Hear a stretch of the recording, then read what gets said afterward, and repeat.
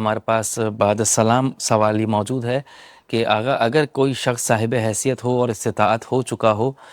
کہ وہ حج اور عمرے کی ادائیگی پر جا سکے، کیونکہ یہ صاحب استطاعت ہونے کے بعد ہی یہ عبادت واجب ہوتی ہے حج اور عمرے کی، لیکن اس شخص کے ساتھ کچھ ایسی مجبوریاں بھی ہوں کہ جن کی وجہ سے وہ یہ تمام تر مال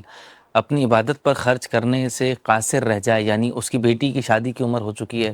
یا اس کے گھر کا مکان کے کچھ ایسے کام ہیں، یا دیگر ایسے اخراجات ہیں کہ جو سر پر کھڑے ہیں، لیکن مال اتنا مکمل ہو چکا ہے کہ وہ حج اس پر واجب ہو گیا اور عمرے کے لیے اور حج کے لیے وہ جا سکتا ہے۔ تو آغا صاحب کیا فریضہ بنتا ہے؟ پہلے اپنی جوان بیٹی کی شادی کرے جس کی عمر نکلی جا رہی ہے، یا پھر اس کے دیگر گھر کے کام وغیرہ نپٹائے، یا پھر اپنی عبادت انجام دے؟ اس کی وجہ فرمائیے گا۔ دیکھیں، جو ان کے سوال کے جو چند جملے ہیں نا، وہ ان میں جو ہے نا وہ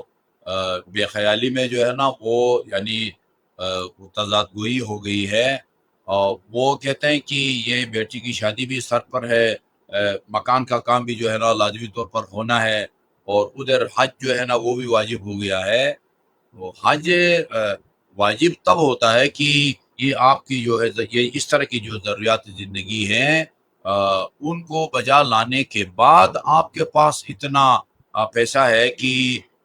یعنی حج کے اخراجات آپ برداشت کر سکیں۔ اگر یہ اس طرح کی چیزیں جو ہے نا وہ یا کام جو ناگزیر ہے اور بنیادی ضروریات میں سے ہیں، تو اگر آپ ان سب کو پورا کرنے کے بعد، ضروریات کو پورا کرنے کے بعد اگر آپ کے پاس کوئی اتنی رقم موجود ہو کہ جس سے آپ حج کر سکیں، تب آپ پر حج واجب ہوتا ہے۔ ورنہ آپ کے پاس مکان نہیں ہے، آپ مکان بنا لیں، مکان بنانے کے بعد اگر آپ کے پاس اتنا پیسہ ہے تو پھر آپ پر جو ہے نا وہ حج واجب ہوتا ہے۔ جی